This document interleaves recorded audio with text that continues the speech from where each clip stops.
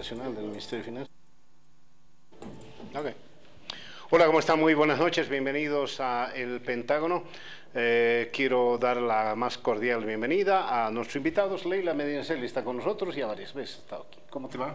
Muy bien, muchas gracias. Un saludo, Mario, un saludo a todos los panelistas. Leila es asesor en comunicación del Ministerio de Finanzas. Quiero darle la más cordial bienvenida a Enrique Velasco. ¿Cómo estás, Enrique? ¿Todo bien? Todo bien, gracias por la invitación, Mario. No, un por gusto favor. estar acá. Yo te hacía de 90 años. No de los 18 que... No, anótense esto. Es licenciado, tiene masterado, tiene 2 doctorados en física y química y tiene un postdoctorado en física electrónica. Solo con 90 años se puede estudiar eso, ¿no? ¿Sí? ¿Cómo haces? Estudias todo el día. Pecados de juventud. No, la beca, yo he tenido las becas más grandes del mundo. La beca Banzer, porque me sacó, bueno, sí. ¿no? Y después la beca García Mesa, que nos permitió hacer empresa y todo lo demás, o sea que... Yo tengo la impresión que tantos estudios es signo inequívoco de una juventud desperdiciada. No tanto como eso. No tanto como eso, no tanto como eso. He tenido mis muy buenos ratos, te cuento. Me imagino. José Luis Evia también está con nosotros. Es economista, ¿no? Economista, consultor independiente, catedrático de la Católica. Así es. ¿Tú eres cátedra Católica? No, pero tengo contacto con ellos. Estoy un poquito más con la Andina, con la UNSA, pero no regularmente, ¿no? Francesco está también con nosotros. Nos Bien, conocemos. La idea era hacer economía y elecciones. Vamos a hacer economía y elecciones, pero vamos a hablar un pedacito, nada más permítame hablar de elecciones, porque acaba de terminar la elección en Brasil. Estamos viendo de reojo todo lo que pasaba en el Brasil. Creo que estaba cantado lo de Bolsonaro, que finalmente se ha impuesto por un 56-44. Francesco quiere hacerse el exquisito y me dice, no, 55-5 contra 45-5 está bien. Para 44-5. 44-5, parece el vicepresidente. Hay mucha gente que dice, qué horror, ¿qué nos va a ocurrir? Hay gente de la derecha dice, se lo han ganado los izquierdistas a pulso, contra la corrupción, etcétera, etcétera, y han tenido que votar por alguien que es de absoluta, pero absoluta derecha. ¿Será así? ¿Viene el lobo? Le creemos que viene el lobo, Bolsonaro es el lobo. Estamos tan cerca, pero tan absolutamente cerca del Brasil. Bolsonaro, hay fake news que le han atribuido a Bolsonaro 1000 dichos que va a acabar con la izquierda de América Latina y cosas así. Pero bueno, ahí está. Bolsonaro ganó, va a ser el nuevo presidente del Brasil. ¿Qué dice Francesco? Digo, tú has dicho se lo han ganado la izquierda, yo creo que se lo han perdido, o querías decir se lo han merecido, es decir, izquierda, derecha, ya son términos y yo creo que debemos poner en el baúl de los recuerdos. Ahora creo que la disyuntiva de nuestros países es políticos, gobernantes cuerdos o gobernantes ineptos. Entonces, la realidad ya no depende simplemente de lo que hace o las políticas que uno puede hacer, muy poco dependen de la voluntad propia de un país, de un partido o de una línea ideológica. En un mundo globalizado, el juego de cintura se ha reducido mucho. En esta reducción yo creo que hay 2 posibilidades, o tomar medidas adecuadas, cuerdas, bien pensadas, o tomar medidas que yo llamaría populistas, con objetivos que no son de mediano o largo plazo, sino simplemente para el público inmediato. Esta es la disyuntiva. Yo creo en esta visión que Jair Bolsonaro es alguien que ladra mucho, pero morderá poco. También él tiene muchas limitaciones, la economía brasilera está en un estancamiento ya desde varios años y necesita un impulso económico que no se hace con la ideología, se hace con medidas concretas. Leila, ¿deberíamos tener los bolivianos algún resquemor porque Bolsonaro agarre y le diga en esas sus promesas, decir, a revisar el precio del gas o algo parecido? A ver, Mario, analizando hoy día, porque hemos estado mirando ya el tema de las elecciones en Brasil, por un lado, apoyo lo que dice un poco Francesco en el sentido de ver bien y mirar bien el tema económico. Porque si bien ciertamente tú vas a trabajar un marketing político para agarrar votos, para tener más votos, es importante conocer y saber cuál va a ser el planteamiento de Bolsonaro a partir del tema económico y cuál va a ser el relacionamiento que va a tener con Bolivia. Yo calculo que por tener unas buenas relaciones y llevar la economía de una manera interesante, por poner algún adjetivo, vamos a tener que tener una relación indudablemente como cualquier otro país. Ahora, de ahí a cómo él arremeta con sus medidas, si es como dice Francesco, como dice su misma campaña, de arremeter con todo y decir que los izquierdistas son de lo peor que nos sirven, que son unos burros, un misógino, etcétera, dejando de lado ese concepto y esa forma de ver, de plantear las ideas desde un marketing político, hay que ver ya ahora, siendo presidente, cómo va a manejar y cómo va a hacer el quiebre a todo el discurso que ha tenido para ganar votos, ¿no? ¿Qué feeling tienes? Bueno, mira, creo que coincido en líneas generales con Francesco. Ya la relación principal de Bolivia con el Brasil está relacionada al tema del gas y creo que eso ya venía tensionado y creo que más o menos podemos anticipar que no va a ser una relación como la que teníamos años antes. Es posible que Bolsonaro pueda utilizar un poco su discurso antiizquierda y todo lo demás y su intención de entrar con paso de parada al gobierno, tensionando un poco más la relación Bolivia-Brasil, ¿no? Es de esperar, pero bueno, veremos. Yo creo que como todos estos gobernantes que han venido surgiendo en el mundo, entran con un discurso y de repente operan de otra manera, o sea que también yo le daría un poquito de tiempo al tiempo. En todo caso, yo me estoy preguntando, ¿Brasil es importante para nosotros? ¿Cuán importante es Bolivia para el Brasil, al margen de la frontera que tenemos, al margen de los temas que tenemos, sobre todo narcotráfico? Bueno, indudablemente Brasil es un jugador mayor en la economía mundial y Bolivia es un socio realmente marginal para el Brasil, ¿no? Ciertamente puede tener su implicación, pero no va a ser un tema, yo entiendo que no va a ser un tema importante para el Brasil, ciertamente en temas económicos Bolivia, ¿no? Ahora, yo quisiera decir que en realidad, digamos, la elección de Bolsonaro y toda la campaña de Bolsonaro ha sido bastante bien recibida por los círculos más liberales, ¿no?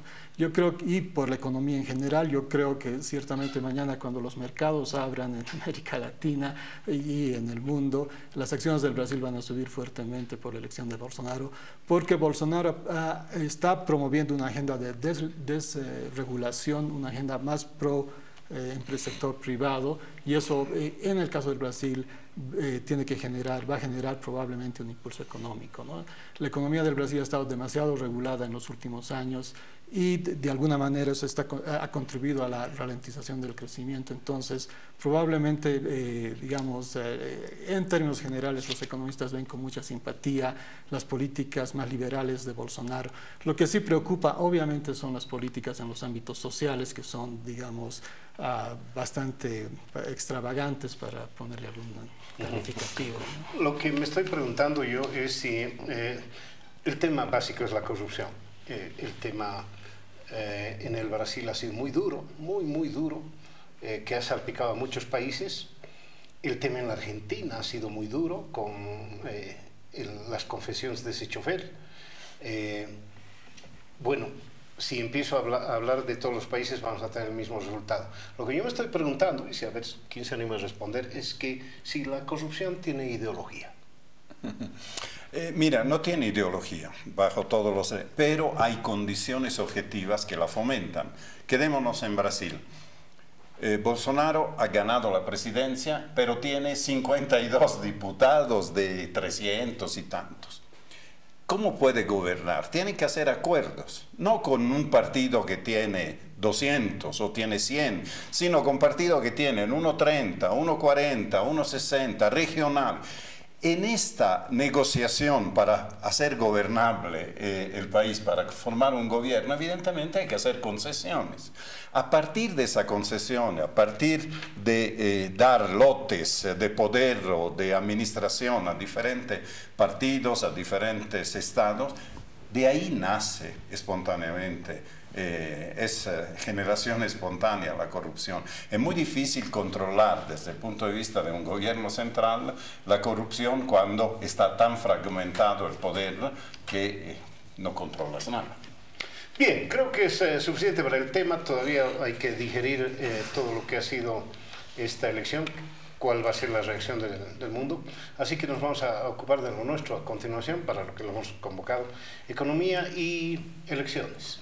Estamos a un año de las próximas elecciones, las generales, y estamos a poquísimos meses, creo que es el 29 de enero, la elección primaria, una elección absolutamente insulsa, si es que uno llega a pensar en que la mayoría de los partidos, si no todos, van a presentar solamente un binomio.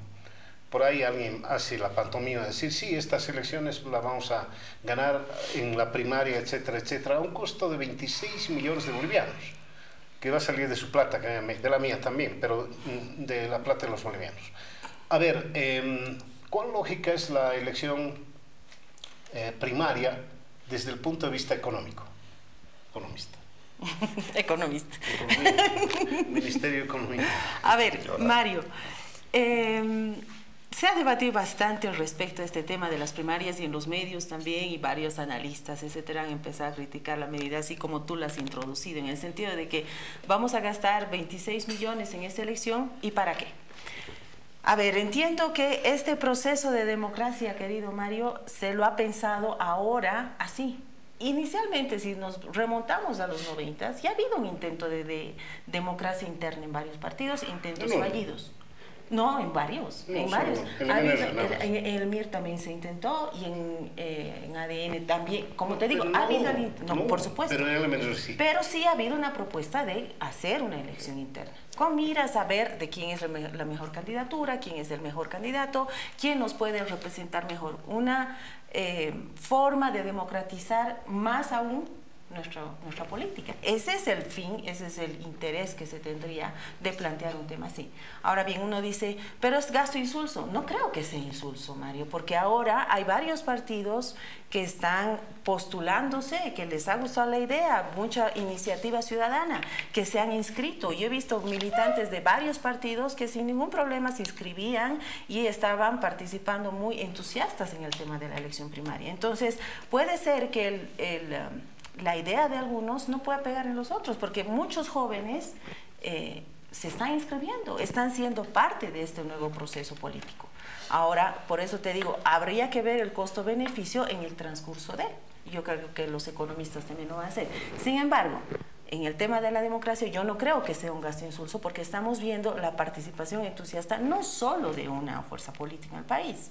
Hay muchos partidos que no quiero ponerles el nombre para decir, no, pero él ha hecho el otro, ¿no? Pero sí yo he visto bastante entusiasmo, e inclusive partidos que estaban en una quietud han vuelto a salir a la palestra, han vuelto a dar su criterio, están en los medios, están vigentes, y eso creo que es importante para cualquier democracia. Yo creo que en todo caso estamos revitalizando la democracia con este proceso de las elecciones internas. Bien, me has pasado la pelota a los economistas. Yo creo que en general yo simpatizo con la idea. Yo creo que la democracia tiene que consolidarse. Parte de la consolidación de la democracia tiene que estar en la elección de los candidatos de los propios partidos, y en eso estoy de acuerdo. Pero yo cuestionaría el hecho de que hayan elecciones en algunos partidos si hay un solo candidato, ¿no? Claramente eso no tiene mucho sentido. Todos sabemos quién va a ganar, y entonces puede ser una pérdida evidente de recursos, no tiene mucho sentido. Esa es la primera cosa. Y la segunda cosa que yo cuestionaría es que todos estos procesos tienen que ser procesos muy bien pensados y implementados con suficiente tiempo de maduración para que todos quienes participan en esas, deben participar y organizar estas elecciones, todos los partidos políticos tengan el suficiente tiempo como para organizarse internamente, ¿no? Entonces, el hacer las cosas un poco apresuradamente siempre puede generar problemas, no solamente para los partidos, sino también para el sistema. Buenas ideas, a veces por ser implementadas de mala forma, resultan fracasando, ¿no? Sí, yo creo que efectivamente la idea es buena, pero creo que era buena en el contexto del plan inicial del Tribunal Supremo Electoral, de que se apliquen a partir del 2024, ¿no? como se está planteando ahora, se nota que hay a los tropellones, se nota que los reglamentos no son totalmente coherentes. He estado leyendo varias opiniones en el sentido de que incluso podrían ser anti o inconstitucionales varias de estas normas. Y claro, como tú dices, muy probablemente el sabor que va a quedar en la sociedad después de lo que vaya a pasar con estas primarias probablemente no va a ser un sabor muy bueno. Es más o menos como la primera elección de magistrados por el voto, ¿no? Que realmente a todos nos dejó un mal sabor y se volvió a repetir la segunda vez y claro, cada vez yo creo que una tercera vez nadie va a aguantar que haya ese mismo tipo de elección. Entonces, ojalá no sea una metida de pata en ese sentido. Efectivamente, si hay un solo candidato no tiene sentido hacer primarias. Tendría que haber un periodo de tiempo en que los partidos políticos se ordenen internamente, definan sus procedimientos internos y todo aquello para que esto tenga sentido, ¿no? Como está yendo en este año, yo lo veo demasiado apresurado y además el tema de que el Tribunal Electoral se hubiera reunido con el presidente en la Casa Presidencial para anticiparle que iba a haber la elección y entonces ellos podían entrar a registrar candidatos, ¿cómo se llama?, militantes. Todo eso ya te hace mucho ruido, ¿no? En el momento tan difícil que estamos viviendo, se nota nomás como que aquí hay alguien que está haciendo dibujo libre con la democracia y eso creo que no cae bien. Sí, totalmente de acuerdo. El tema del presupuesto de las primarias es el último problema para mí. El verdadero problema es que son insulsas porque veremos que va a haber solo un binomio por cada uno de los partidos. Y además, por lo que decía, ¿no?, José Luis, este atropello de hacerlo como de lugar cuando las cosas debían ser digeridas mejor. Hasta ahora hay gente que no entiende por qué se tiene que hacer primaria. Pero Mario, para mí la relación entre elecciones y economía no va por el costo de las primarias, va por otro lado. Y si me permite se lo voy a explicar con una metáfora. La política y la economía son, a mi criterio, como dos hermanitas, ¿verdad? La hermanita mayor es la política y la hermanita menor es la economía. Cuando la hermanita menor quiere imponerse, hacer capricho, hacer berrinche, contra la hermanita mayor, tenemos un sistema, digamos, ultraliberal. Cuando quieren que la economía guíe la política, ¿no? La arrastra la hermana mayor que quiero el helado y es necesario hacer el helado. Cuando es la política que de alguna manera zarandea a la hermana menor, a la economía, tenemos los sistemas populistas, donde la economía no es considerada, ¿no?, importante, más importante es la hermana mayor, porque soy mayor, porque tengo que hacer eso. Ese equilibrio es muy difícil de encontrar en los gobiernos. Los gobiernos buenos son los que encuentran un equilibrio entre la economía y la política, donde las dos hermanitas van de la mano y se entienden una al otro. Pero cuando se introduce una hermanastra, la hermanastra se llama proceso electoral, ahí la política y la economía sufren. La hermanastra tiene todos otros criterios. Lo que va a pasar, está pasando en este momento, y esto yo entendí que era el tema que veníamos a debatir, es que la hermanastra elecciones, proceso electoral, está zarandeando la economía, debe estar sufriendo mucho, me imagino, el ministro de Finanzas, y también la política. Y lo vemos, ¿por qué? Porque si el objetivo principal, si el interés principal de la hermanastra es de la elección, entonces la economía tiene que estar a servicio de la hermanastra. Entonces tenemos concesiones a los gremiales. Voy simplemente a enumerarlos, después podemos analizarlo. Tenemos el segundo aguinaldo, ahí los asalariados que están ahí. Tenemos el perdonazo tributario, todos los que se quejaban que la opresión tributaria de este gobierno, ahora por lo menos tienen un respiro, pueden pagar sin multa. Tenemos los cocaleros de los yungas, que parecía un sector rebelde y que de alguna manera con el acercamiento a la Junta, que es el grupo por mayoría, ¿no?, mucho más grande, de lejos, mucho más grande dentro de los yungas, ha hecho esto. Tenemos las cooperativas mineras que ya están llevando contratos para ampliar las concesiones mineras a favor de las cooperativas.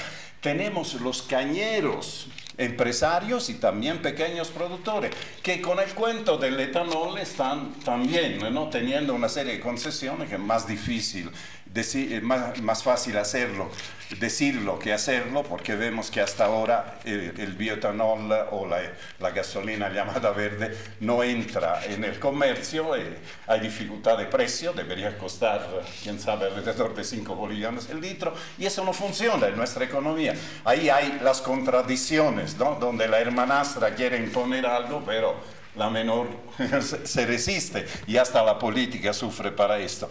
Y el campo, con discursos que se harán más fuertes todavía de racismo, de división, ¿verdad? Que nosotros contra ello, la ciudad contra el campo.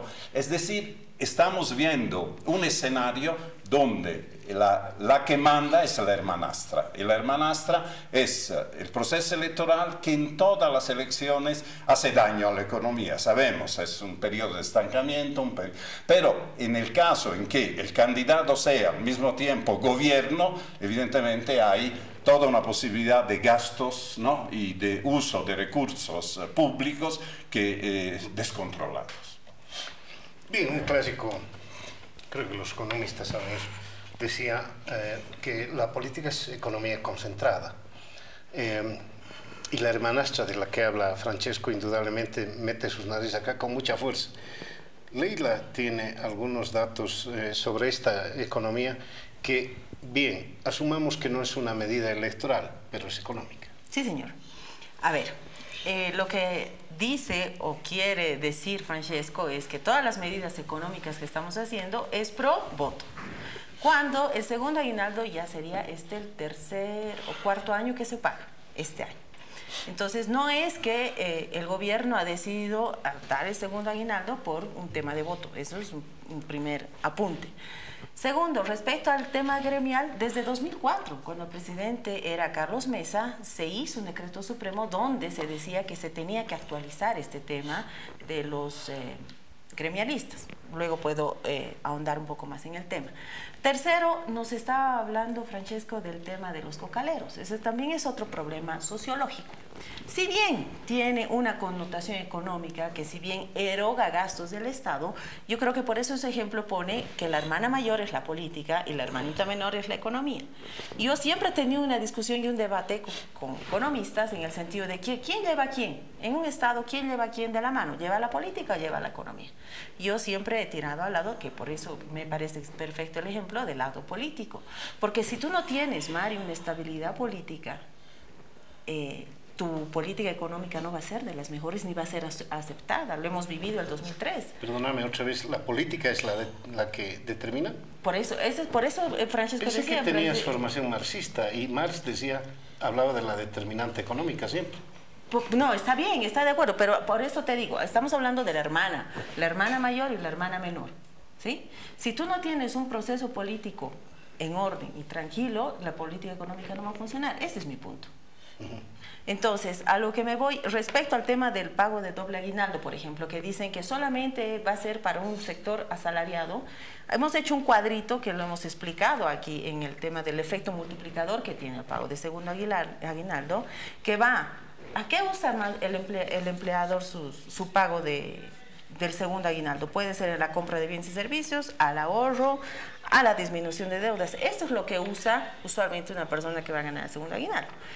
Esto obviamente se va a reducir en lo que es la demanda interna. Ese es el efecto multiplicador que vemos. Por eso es que quizás, Mario, mi ejemplo puede ser muy doméstico, pero muchas personas, inclusive la persona que me ayuda en mi casa, está feliz por el segundo aguinaldo porque yo le voy a dar plata a ella y ella va a comprar más cosas y así se dinamiza la economía. Ese es el efecto que se tiene. Por eso hay una respuesta que dice solamente es un solo grupo y un cierto grupo que va a ser beneficiado con esta medida, cuando no es así. Tenemos varios otros sectores que también se benefician con ello. Bien, lo veo a los economistas con muchas ansias de responderte, pero debo ir a un corte ya, ¿no? Me acaban de indicar, ¿debo ir a un corte? Sí, bien, vamos a los mensajes y luego los mensajes, las respuestas. En instantes de TVU.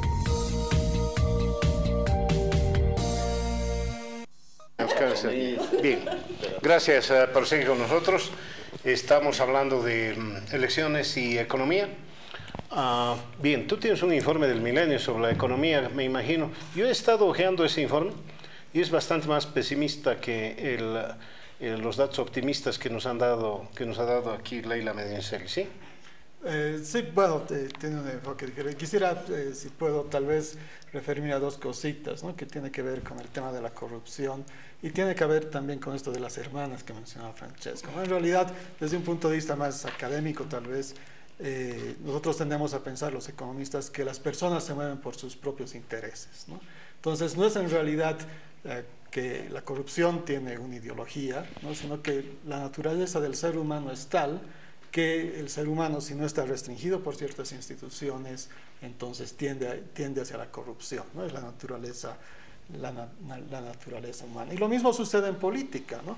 Si las instituciones nos restringen de alguna manera el juego político, de todas maneras, cuando esté en el gobierno un partido, va a hacer todo para tratar de salir electo otra vez, ¿no? No es solamente un problema del MAS, es un problema de la sociedad, ¿no? Y no se vive solamente en Bolivia, se vive en todos los países, y es lo que los economistas conocemos como el ciclo político, ¿no? Típicamente en todas las sociedades, en la época de elecciones, los gobiernos expanden el gasto para tratar de... Cuando hay reelección, pero nada más. Cuando no hay... Incluso cuando, digamos, si el delfín, digamos, que va a suceder es... digamos, tiene la simpatía del presidente, obviamente. Por eso en algunas economías, por ejemplo, se prohíbe que en algunas sociedades, si un presidente quiere ir a la reelección, tiene que dejar temporalmente el cargo para tratar de atenuar estos problemas. Y la otra cosa que es muy importante es que en muchas sociedades se han establecido reglas al gasto fiscal, ¿no? Entonces, en muchas sociedades, si el presidente quiere ir a reelección, no puede gastar más en el último año de lo que ha gastado antes, ¿no? Entonces, ese conjunto de reglas, las instituciones, son las que de alguna manera limitan esa nuestra naturaleza humana que es proclive a esto, ¿no? Entonces, eso era lo primero. Lo segundo que quisiera decir es que creo que el cuadro de Leila está equivocado, ¿no? Le falta el componente de importaciones, ¿no? Entonces, si bien el mayor aguinaldo dinamiza la demanda interna, parte de esta demanda va a ir importaciones, ¿no? Y creo que el país tiene un problema en balanza comercial, tiene un problema en balanza de pagos. Más que en balanza comercial, en cuenta corriente, tiene un problema en balanza de pagos y por lo tanto es una medida un poco contradictoria, ¿no? Nosotros necesitamos de alguna manera restringir nuestras importaciones y sobre todo las importaciones de bienes, de servicios, donde tenemos un fuerte déficit. Entonces, si el gobierno expande el gasto, lo que va a suceder es más bien que obviamente vamos a estar expandiendo las importaciones y podemos terminar complicando un problema que ya tenemos, que es este del déficit en cuenta corriente, ¿no? Ahora, hay un componente además o dos, que yo quisiera aprovechar que estás acá para consultarte. Uno, ¿es verdad, según los datos que tienes, el crecimiento del 4,5 y más todavía? Bueno, el informe de Milenio es un informe que se basa en datos oficiales, ¿no? Entonces, nosotros no cuestionamos los datos oficiales. El INE ha sacado los datos, ha mostrado que el crecimiento es 4,5%. Nosotros no podemos juzgar, no generamos datos independientemente.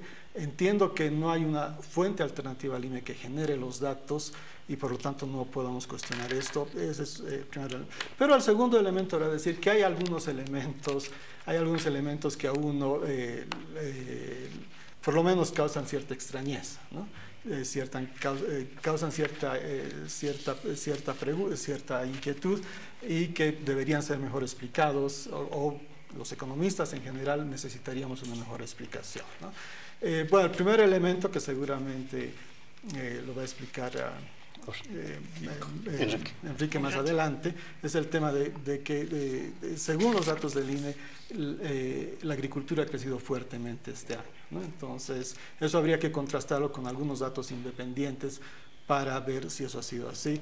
Y el otro elemento es que si uno ve por el lado del gasto, lo que ha crecido fuertemente es la inversión, ¿no? La inversión ha crecido 12% entre junio de este año y junio del año pasado, ¿no? Entonces, si uno ve desde el ámbito empresarial, etcétera, puede ser que haya crecido, pero uno tiene suspicacias, porque si uno ve ¿cuánto ha crecido la inversión extranjera? La inversión extranjera casi ha crecido muy poco, ¿no? La inversión extranjera ha crecido muy poco. Por lo tanto, lo que ha crecido fuertemente y que explica el crecimiento del PIB en este periodo habría sido la inversión privada, ¿no?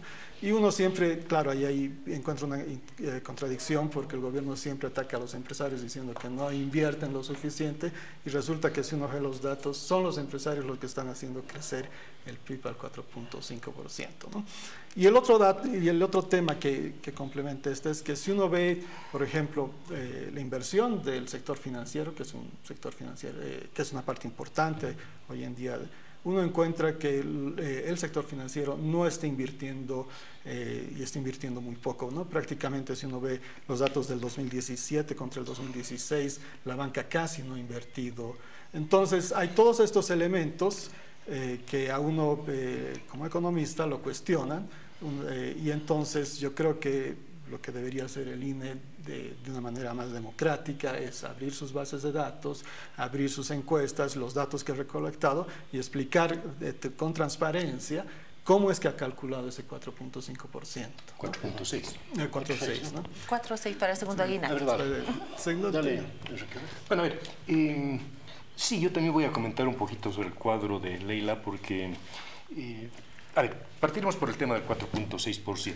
Nosotros como fundación venimos analizando, siguiendo un poco el tema del desarrollo productivo, la evolución de todo esto, y uno de los indicadores que nos interesa, por supuesto, es el tema del crecimiento, pero desde hace varios años hemos estado viendo que en cuanto al crecimiento hay varios problemas, ¿no? Uno, por supuesto, que una cifra del 4.6 o de lo que sea el crecimiento del PIB, para nada refleja efectivamente el comportamiento del conjunto de la economía boliviana. Ese crecimiento, cualquiera sea la tasa, está tremendamente influido por algunos sectores. Impuestos, bueno, no es ningún sector, impuestos, sector financiero, administración pública, construcción, cemento y de repente refinerías. Esos son básicamente los que crecen. Y el resto de la economía, textiles, madera, etcétera, ha estado creciendo muy por debajo del 4,5%, incluso en algunos años por debajo del 2,5%. Por otro lado, en un mismo sector, llámese cemento, por ejemplo, cemento solamente va a influir la economía regional de La Paz, que tiene fábrica de cemento, de Cochabamba, Santa Cruz y Sucre, Chuquisaca, ¿no? Refinerías solo afectan Santa Cruz y Cochabamba. Entonces, hay demasiadas distorsiones en la forma como se construye el PIB o cómo se aporta al PIB para poder utilizarlo como un indicador que pueda obligar absolutamente a todos a cumplirlo, ¿no? A eso súmale que en los últimos años es cada vez más la influencia, o sea, cuando ve la estructura de ese crecimiento, en los últimos años lo que está creciendo son impuestos, administración pública y sector financiero, que al 2015-2016 llegaron a ser el 50% del crecimiento, lo representaban estos sectores. Y ninguno de estos sectores ni genera empleo ni genera valor agregado. Y por lo tanto, los otros sectores que sí generan valor agregado, que generan empleo, estaban creciendo por debajo del 4,5% o lo que sea por ciento, pero esos sectores que crecen menos son los que están obligados a financiar todo el pago del doble aguinaldo, porque la plata de los impuestos sale de la gente. La administración pública se financia con esos impuestos y la banca tiene sus ingresos a partir de lo que paga la economía real, de los ingresos financieros. Entonces, por donde lo veas, resulta que es algo que no tiene mayor sentido. Pero volviendo un poco al cuadro de Leila, menciona como el flujo que estaba viendo ahí es que tienen los asalariados, reciben el sueldo y después lo meten al banco, el banco con ese ahorro va a financiar a las empresas y todo aquello, ¿no? Y entonces hay fortalecimiento del sector financiero. A mí me preocupa tremendamente cómo el gobierno, este proceso, en enero ya sacó una nota diciendo que el sector financiero había crecido un 800% desde el 2006 gracias a la política pública. A mí personalmente me preocuparía ser un gobierno de izquierda y estar diciendo que los bancos han crecido de tal manera, ¿no? De hecho, cuando uno ve, por ejemplo, cómo ha evolucionado el patrimonio de los bancos respecto a los bonos, al bono Juancito Pinto, Renta Dignidad y Juana Zurduy de Padilla. En 2008 los bonos desembolsaron como 200 millones de dólares y el patrimonio de los bancos eran 500 millones de dólares. El año pasado el patrimonio de los bancos era más de 2.500 millones de dólares y los desembolsos de los bonos eran 500 millones de dólares, o sea, 5 veces más. Entonces, algo no está yendo bien en la lógica cuando realmente parecería que el único y fundamental beneficiario del proceso están terminando siendo los bancos, ¿no? Ahora, en el caso puntual de nuestro cuestionamiento, no sé si es cuestionamiento, simplemente la observación que hacemos al 4,61%. Para nosotros es preocupante que cada vez más sectores duden de los datos del INE, de los datos del gobierno, porque eso afecta a la actividad económica, afecta a la credibilidad, afecta a la inversión, etc. Entonces, ninguno de los años anteriores nos hemos preocupado por ver la consistencia de los datos del crecimiento, pero sí hemos visto los dos temas que les decía, ¿no es cierto? La estructura del crecimiento y, digamos, los aportes regionales al mismo. Pero esta vez, como se aclaraba que en realidad el sector que había jalado todo el crecimiento era el sector agropecuario, liderado por el sector de la economía, de la agricultura no industrial, o sea, la agricultura tradicional, porque dentro del sector agropecuario tienes la agricultura no industrial, la industrial, el sector pecuario, el silvicultura y coca. De todos estos, el sector de la agricultura no industrial es más o menos un 40-45%, el sector pecuario un 30%, la agricultura industrial un 15%, silvicultura un 7% y la coca supuestamente casi no aportes, 1 o 2%. Entonces ahí nos parecía interesante ver si estaba tan concentrado el crecimiento, tratar de ver la consistencia de por qué había sido aquello.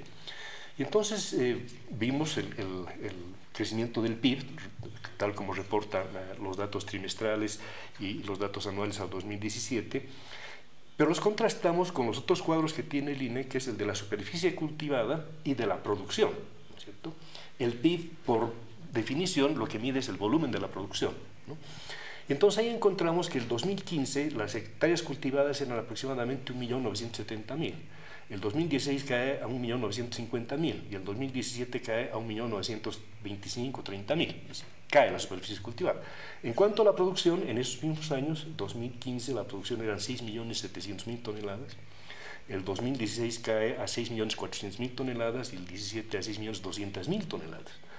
Entonces uno dice, bueno, si ha caído la producción, ha caído la superficie cultivada, ¿cómo es que ha crecido el PIB? O sea, ¿cómo ha crecido la producción?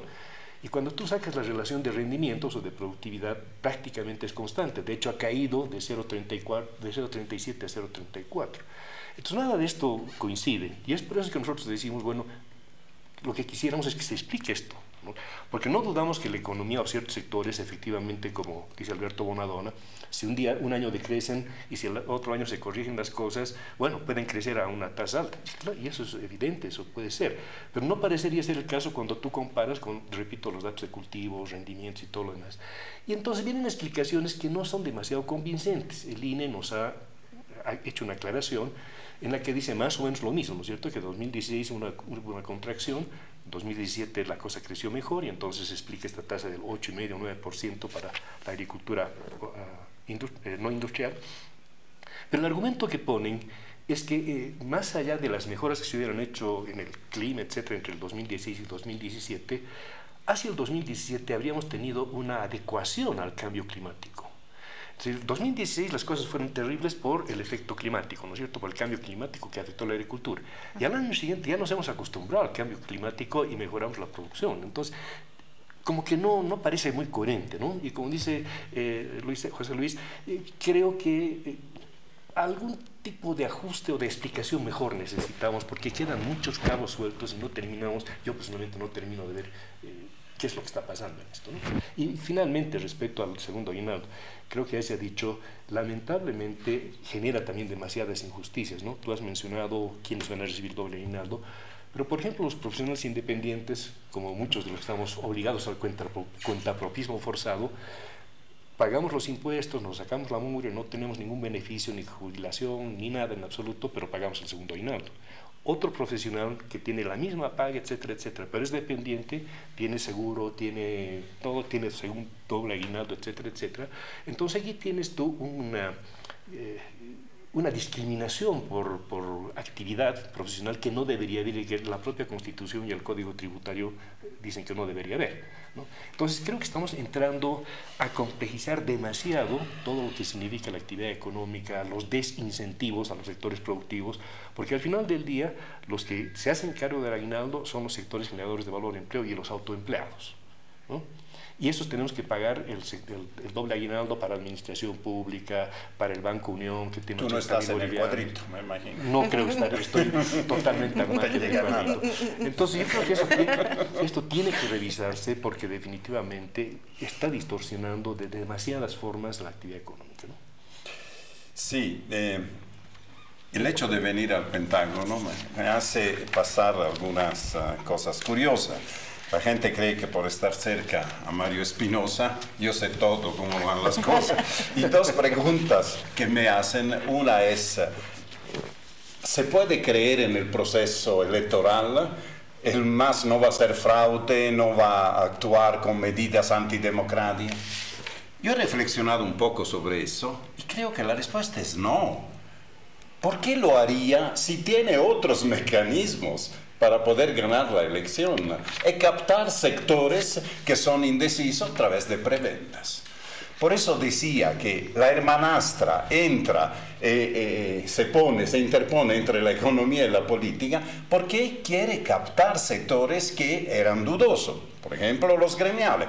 Dice que no, que desde hace tiempo, dice Leila, había esa idea. Primero, tú te acordarás porque estabas también como asesora de comunicación de Luis Arce. Luis Arce era totalmente contrario a aumentar el universo informal de los gremiales. Él se opuso siempre y es una medida correcta. La dirección es ir hacia atrás, es decir, disminuir ese bolsón, no aumentarlo. Si estamos creciendo como país, nos estamos formalizando también.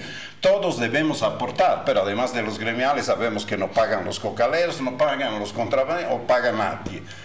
Sí, pagamos, no, los jubilados, pagamos los que son todavía independientes. Bueno, a lo que me iba entonces, que hay sectores a los cuales a través de preventa te los ganas. ¿Para qué entonces recurrir a fraude, a descabezar, qué sé yo, instituciones, a no reconocer resultados electorales? Eso vendrá después, si fuera necesario. La línea es esa. Esa es la primera pregunta. Y la segunda pregunta que me hacen, ¿va a haber devaluación? Todo el mundo está preocupado, ¿no? Porque sabemos que la balanza de pagos tiene problemas y eso implica que si queremos impulsar un poco mejor la industria nacional, y al gobierno le convendría porque es el principal ¿cómo se dice? Productor, vendedor. Productor, con el gas entonces es el que más dólares recibe y si lo cambia con más boliviano, más fácil pagar los sueldos de la administración pública, las inversiones y todo. Bueno, mi respuesta, gracias a tu presencia, Mario, a toda tu sabiduría que aquí nos das, es no va a haber devaluación ni llorando el próximo año. Antes dudaba, pero el próximo año no puede haber. ¿Por qué? Porque la hermanastra ha dicho que no va a haber.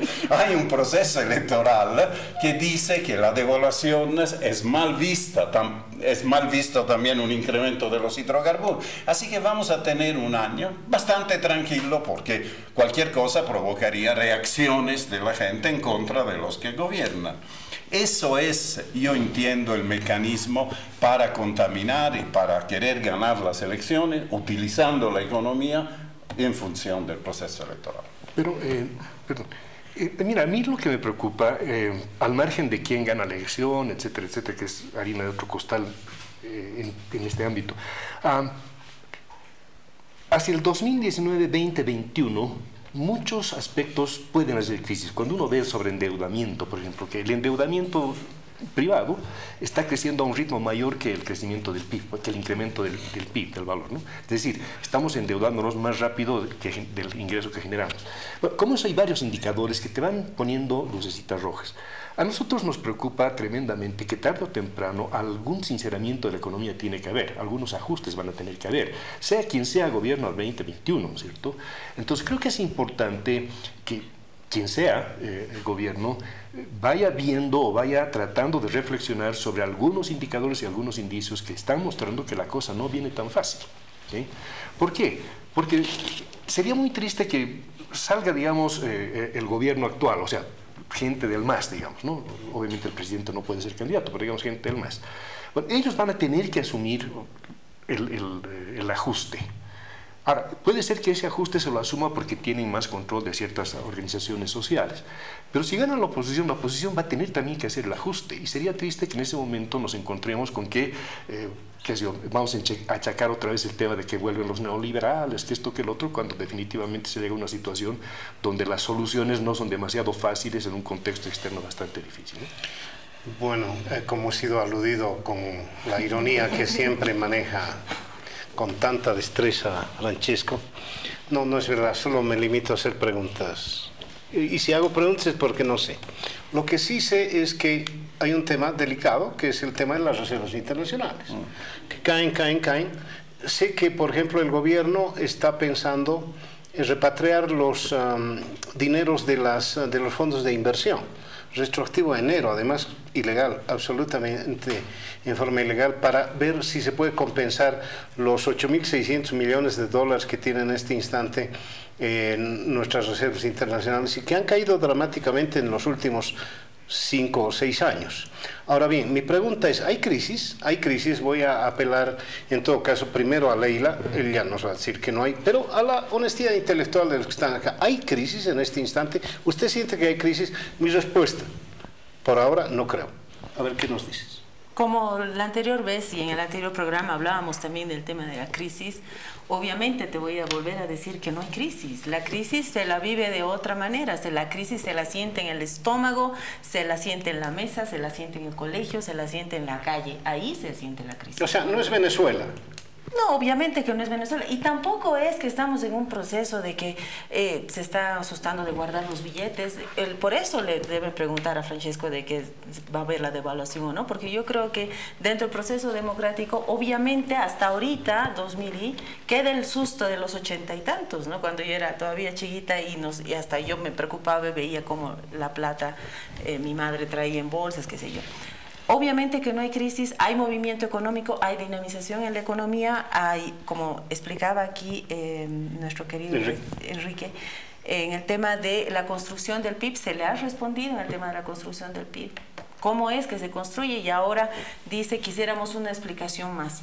Vamos a transmitir esa explicación porque ya se trabajó en una nota de prensa y se explicó el tema de la sequía y es por eso que él en el ensayo que él practicaba decía que cómo es posible que un sector haya crecido de una manera increíble de un año al otro. Entonces ahí se explicaba en el tema de la sequía, que parece que ha sido todavía inconclusa la respuesta que se ha tenido por parte del INE. Ahora, Mario, hay préstamos en la banca, la gente se va prestando para comprar vivienda, la gente se va para comprar auto, la gente va a esos outlets, hace colas, hay familias que se van de vacaciones, cada año y la familia tiene su viaje de vacaciones, etcétera. Entonces, si un país está en crisis, entiendo que la crisis es, primero solventaré mis servicios básicos, mi alimentación, y no estaré pensando en comprarme vivienda, comprarme auto o en irme de viaje. Entonces, es imposible hablar de una crisis ahorita en nuestro país. ¿Qué percepción tienes? ¿Hay crisis? Bueno, evidentemente no hay crisis, si hubiera crisis todos la sentiríamos, pero el tema es que hay señales inquietantes, ¿no? Hay señales inquietantes y ciertamente evidentemente hay que hacer un ajuste más adelante, ¿no?